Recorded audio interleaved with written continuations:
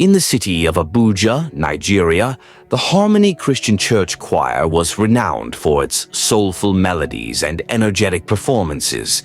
However, beneath the surface of their joyful singing, a cauldron of hatred, jealousy, favoritism, and cliques simmered, threatening to destroy the very fabric of the choir.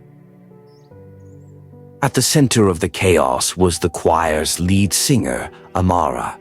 With her powerful voice and captivating stage presence, she had become the darling of the church's pastor, Reverend Okoro, and the choir's director, Mr. Adeyemi.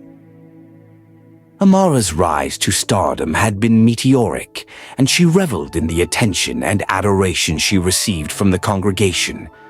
However, not everyone was pleased with Amara's newfound fame.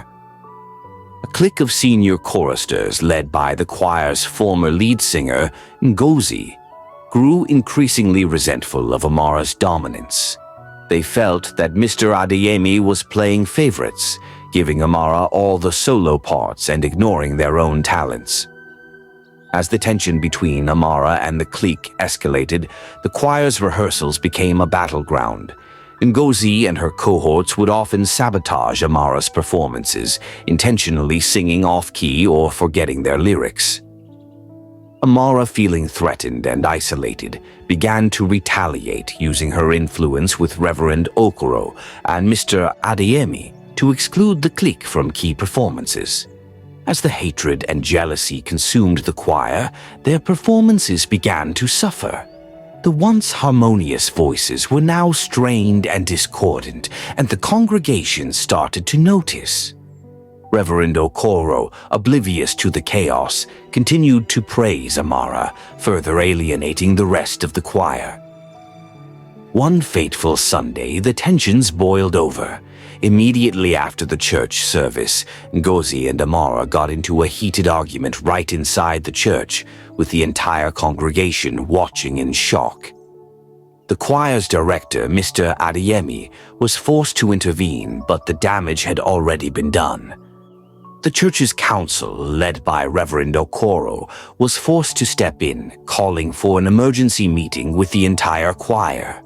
They were appalled by the level of hatred and jealousy that had consumed the group and vowed to take drastic measures to restore unity and harmony.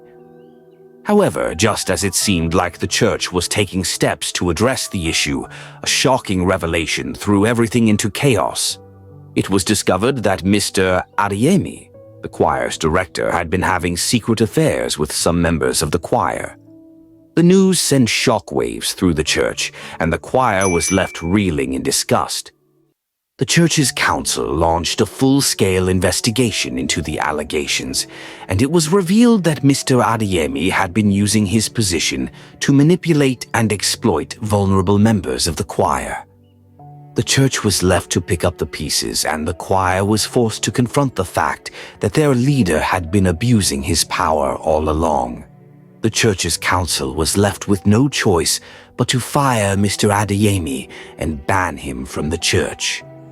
The choir was left to rebuild, but this time they vowed to do things differently. They elected a new director, one who was transparent and accountable, and they made a conscious effort to prioritize unity and harmony.